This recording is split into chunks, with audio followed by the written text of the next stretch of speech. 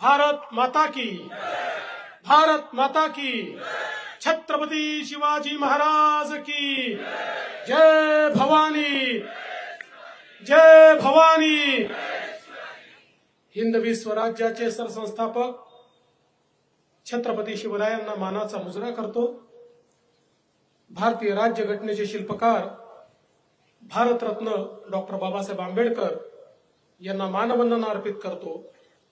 आजच्या या nomination form भरण्याच्या निमित्ताने आयोजित आपल्या सभेमध्ये ज्यांनी नुकतंच आपल्याला मार्गदर्शन केलं त्यांनी मला या युतीचं शिल्पकार म्हटलं, पण खऱ्या अर्थानं राष्ट्रवादीमध्ये हे जे सगळं घडवून आणलं ते आमचे प्रफुल्लभाई पटेल, राष्ट्रवादीचे राष्ट्रीय नेते, आमचे अध्यक्ष चंद्रशेखर बावनकुळेजी, ज्यांच्याकरता आपण सगळे या ठिकाणी एकत्रित आलो ते भंडारा गोंदियाचे युवा, तरुण, तडफदार, लोकप्रिय खासदार आणि तुमच्या आशीर्वादाने पुन्हा रेकॉर्ड मतांनी जे खासदार होणार आहेत ते सुनील मेंढेजी। या ठिकाणी मंचावर उपस्थित आपले माजी पालकमंत्री डॉक्टर परिणय फुकेजी, आमदार विजय रहांगडालेजी, मनोहर चंद्रिकापुरेजी, राजूभाऊ कारेमोरेजी, विनोद अग्रवालजी, आपल्या भंडाऱ्याचे लोकप्रिय आमदार नरेंद्र भोंडेकरजी, या ठिकाणी मंचावर उपस्थित पंकज रहांगडालेजी, जयदीप कवाडेजी, राजेंद्र जैनजी, राजकुमार बडोलेजी, ज्यांचा जन्मदिवस आहे ते आदरणीय नाना पंचबुधेजी, त्याचप्रमाणे प्रेम रहांगडालेजी, प्रकाश बाळबुधेजी, या ठिकाणी उपराळेजी, खोमेशभाऊ रहांगडालेजी, तारिक कुरेशीजी, हेमंत पटलेजी, बाळा काशीवारजी, हेमकृष्ण कापगतेजी, रचनाताई गाणे, रेखाताई भाजीपाले, मुकेशजी शिवहरे, आतिशजी बागडे, आपले संघटन मंत्री उपेंद्रजी कोठेकर, गोंदियाचे माजी आमदार आणि ज्येष्ठ नेते गोपालदासजी अग्रवाल, माजी खासदार शिशुपाल पटलेजी, मंचावर उपस्थित सर्व आजी माजी आमदार, पदाधिकारी, ज्यांची नावं सुटली असतील त्यांनी माझ्या पीएला दोष द्यावा, कारण नावं पीएने लिहून दिली आहेत, त्यामुळे क्रमातही काही बदल झाला असेल तर ती त्याची चूक आहे।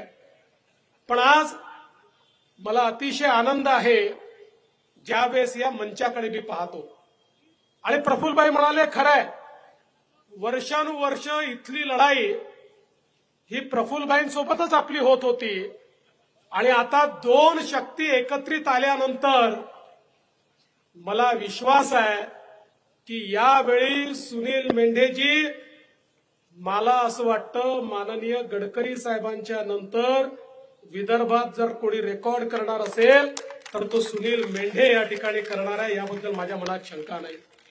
कारण आता भाजप आहे, शिवसेना आहे, राष्ट्रवादी आहे, रिपाई आहे, आमचे आठवलेजी आहेत, कवाडे सर आहेत, आमचे जयदीपजी कवाडे यांनी अतिशय सुंदर या ठिकाणी भाषण केलेलं आहे। त्यामुळे सगळी आंबेडकरी जनता देखील सोबत आहे आणि एवढंच नाही तर 18 पगड जातींना सोबत घेऊन या ठिकाणी मोदीजींच्या नेतृत्वात आज आम्ही मैदानामध्ये उतरलो आहोत आणि मला या मनात माझ्या कुठलीही शंका नाही की 400 पार मध्ये भंडारा गोंदिया अग्रक्रमाने त्या ठिकाणी आपल्याला पाहायला मिळेल। प्रफुल्लभाई म्हणाले गोष्ट खरी आहे, कधी कधी आतल्या गोष्टी सांगायच्या नसतात तरी सांगतो।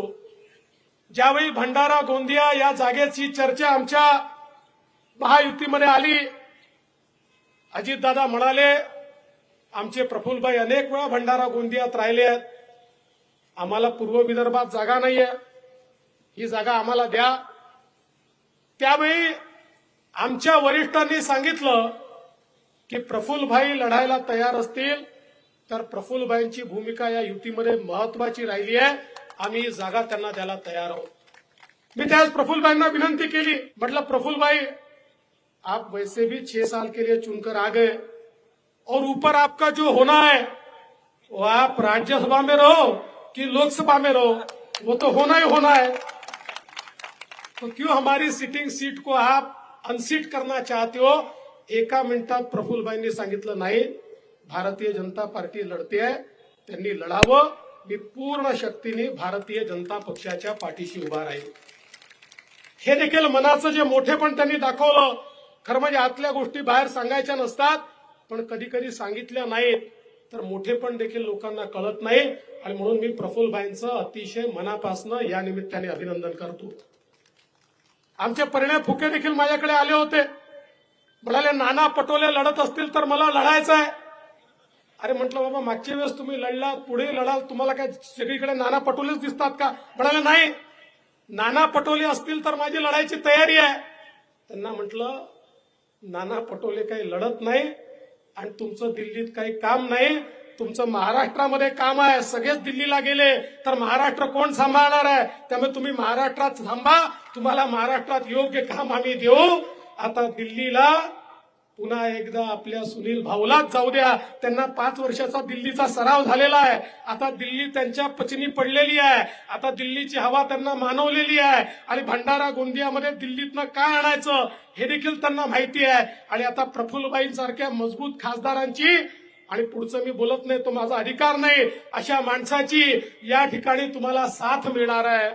आणि त्यामुळे त्यांनाच या ठिकाणी जाऊ द्या. मला हा अतिशय आनंद आहे की आज आपण सगळे मैदानात उतरलो आहोत. बंधू भगिनींनो, 10 वर्षामध्ये मोदीजींनी देशामध्ये जे परिवर्तन केलं आहे, जगाच्या कुठल्या देशाला जे करता आलं नाही. 10 वर्षामध्ये 25 कोटी लोकांना गरिबी रेषेच्या बाहेर काढण्याचा विश्वविक्रम हा नरेंद्र मोदीजींनी करून दाखवला. नरेंद्र मोदीजींनी करून दाखवला. मोदीजी म्हणतात की जोपर्यंत भारतातली गरिबी संपत नाही, जोपर्यंत वंचितांना, दलितांना, आदिवासींना, ओबीसींना त्यांचे अधिकार मिळत नाही, जोपर्यंत त्यांच्या जीवनामध्ये परिवर्तन आणि कल्याण होत नाही, तोपर्यंत विकसित भारताचं स्वप्न हे पूर्ण होऊ शकत नाही. आणि म्हणून गरीब कल्याणाचा अजेंडा या देशामध्ये मोदीजींनी चालवला आणि आज आपण देशाचं परिवर्तन पाहू शकतोय. अरे जगातलं आश्चर्य आहे, मोदीजींनी 11व्या नंबरची अर्थव्यवस्था 5व्या नंबरवर आणली. पण हे करत असताना मुठभर लोकांच्या भरोश्यावर नाही, तर गरीबाचं कल्याण करून देशात विकास घडवला. गरीबाला घर दिलं, शौचालय दिलं, पाणी दिलं, गॅस दिला, वीज दिली, नोकऱ्या दिल्या, रोजगार दिला. गरीबाकरता वेगवेगळ्या योजना आणल्या, शेतकऱ्यांकरता योजना आणल्या, 12 बलुतेदारांकरता योजना आणल्या, आदिवासींकरता योजना आणल्या, अनुसूचित जातीकरता योजना आणल्या. आणि त्यांच्या माध्यमातून विकास साधत जगातली 5वी मोठी अर्थव्यवस्था मोदीजींनी केली. आणि आता मोदीजींनी सांगितलंय, तिसऱ्यांदा जेव्हा तुम्ही मला निवडून द्याल, 3ऱ्या टर्म मध्ये भारत जगातली 3री सगळ्यात मोठी अर्थव्यवस्था होणार आहे. बंधू भगिनींनो, मोदीजीचे गेलेले 10 वर्ष हा तर ट्रेलर होता. पिक्चर अभी बाकी है, वो पिक्चर अभी आने वाले 5 वर्षों में हमको देखनी है.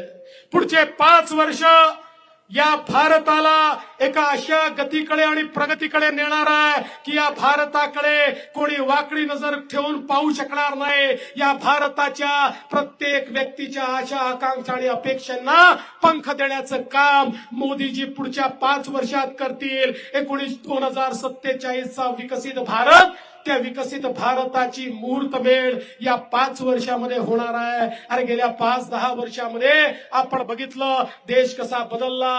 देशामध्ये रस्ते असतील, देशामध्ये पूल असतील, देशामध्ये पाटबंधारे असतील, देशामध्ये विकासाची कामं असतील, इतक्या मोठ्या प्रमाणात ही कामं झाली. आम्ही समृद्धी महामार्गासारखा महामार्ग करू शकलो तर आमच्या पाठीशी नरेंद्र मोदीजींचं आशीर्वाद त्या ठिकाणी होता. आणि तोच महामार्ग आता आपण या ठिकाणी आपल्या गोंदियापर्यंत नेतोय.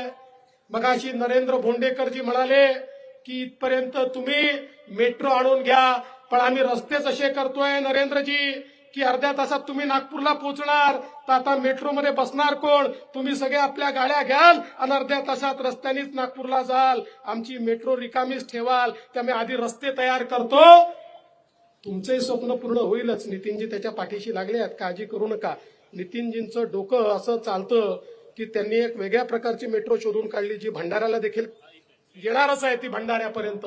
पण मला सांगायचं एवढंच आहे की हा जो विकास आपल्याला दिसतोय आणि पहिल्यांदा देशातल्या ओबीसींकरता आणि 12 बलुतेदारांकरता कोणीतरी विचार केला आणि हजारो कोटी रुपयाची योजना या ठिकाणी आणली आणि पारंपरिक व्यवसाय करणाऱ्या व्यक्तींना देखील त्या ठिकाणी या विकासाच्या मुख्यधारेमध्ये आणता आलं पाहिजे, हा प्रयत्न मोदीजींनी केला. आणि सगळ्यात महत्वाचं जर काही असेल, 50 कोटी लोकांना मुद्राचं लोन मिळालं. या 50 कोटी लोकांमध्ये माझ्या माता भगिनींनो 25 कोटी महिला आहेत की ज्यांना मोदीजींनी आपल्या पायावर उभं केलं आहे. आणि तुम्ही परिणय फुकेजी आणि सगळे तुम्ही चर्चा करताय 2029 ची, स्वप्न रंगवू नका. 2029 मध्ये मोदीजी 33% जागांवर महिलांना नेणार आहे. तुमचा नंबर कट आहे. परिणितीचा एखाद वेळेस लागू शकतो परिणय फुके, पण इथे आता तुमचा कोणाचंही रिझर्वेशन चालणार नाही. मोदीजींनी सांगितलं 2029चं रिझर्वेशन हे फक्त आमच्या माता भगिनींचं रिझर्वेशन आहे. आता त्यांना संसदेमध्ये आणि विधान भवनामध्ये पोहोचवण्याचं काम हे मोदीजींच्या माध्यमातून होत आहे. आणि म्हणून शक्तीवंदनाच्या माध्यमातून बचत गटाच्या या संपूर्ण आंदोलनाला मजबूत करून प्रत्येक घरातली महिला कमावती झाली पाहिजे, प्रत्येक घरातली महिला शिक्षित झाली पाहिजे, प्रत्येक घरातल्या महिलेनी घर आपल्या भरोशावर चालवलं पाहिजे. आता ती कोणावर अवलंबून राहणार नाही, तर ती आपला परिवार स्वतः चालवेल. हे स्वप्न या देशामध्ये मोदीजींनी बघितलं. आणि म्हणून माझ्या माता भगिनींचे सर्वात जास्त आशीर्वाद हे मोदीजींच्या पाठीशी आहेत. आणि ज्यांच्या पाठीशी मातृशक्ती आहे त्यांना कोणीही या ठिकाणी हरवू शकत नाही. आता कधी कधी मला डोक्यावर हात मारून घ्यावा असा वाटतो. आमच्या राहुल गांधींना शक्तीचा अर्थ देखील नाही माहिती. आम्ही मातृशक्तीची वंदना करतोय आणि ते असं म्हणतात की शक्तीचा उपयोग करतील आणि आपल्याला त्या ठिकाणी काही ना काही करतील. हो, आम्ही शक्तीचाच उपयोग करणार आहोत, पण मातृशक्तीचा उपयोग करून राहुल गांधी आम्ही तर 400 पार जाऊ, पण तुम्ही यावेळी 40 पार देखील जाणार नाही. हे आमची मातृशक्ती या ठिकाणी ठरवणार आहे. आणि म्हणूनच याचा सुगावा आमच्या नाना भाऊंना आधीच लागल्यामुळे त्यांनी या ठिकाणी योग्य तोच निर्णय घेतलेला आहे असं मी म्हणेल. पण कोणी येऊ द्या, भंडारा गोंदियामध्ये प्रफुल्लभाई आता आपण एवढे मजबूत आहोत, कोई भी आ जाए, कोई भी जिसकी इच्छा हो आ जाए, कोई प्रॉब्लेम नहीं है. कोणीही आलं तरी मोदीजींच्या नेतृत्वात इथे कमळ आणि महायुतीच या ठिकाणी फुलणार, हा माझ्या मनामध्ये पूर्ण विश्वास आहे. आणि म्हणून मी जास्त बोलणार नाही. आपण गेले 3 तास पाण्याविना खाण्याविना या ठिकाणी बसल्यात. आम्ही तर मंचावर बसून 2 बॉटल पाणी पिऊन टाकलं, पण तुम्ही या ठिकाणी पाणी प्यायलेले नाहीत. लोक म्हणतील नेते तुपाशी आणि जनता उपाशी, नेते पाण्यावर पाणी रिचवून राहिले आणि जनता प्यासी, असं आम्ही होऊ देणार नाही.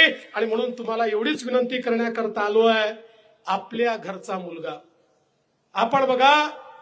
सुनील मेंढे एक सर्वसाधारण घरचा मुलगा, तुमच्या माझ्या घरचा मुलगा गेले 5 वर्ष या ठिकाणी सातत्याने तुमची सेवा करतोय आणि पुन्हा तुमच्या दारी आलाय. त्याला तुमच्या पदरी घ्या आणि रेकॉर्ड मताने या ठिकाणून त्याला निवडून द्या, एवढीच विनंती करतो आणि माझं बोलणं संपवतो. जय हिंद, जय भारत. अशाच ताज्या घडामोडींसाठी चॅनलला सबस्क्राईब करा. धन्यवाद.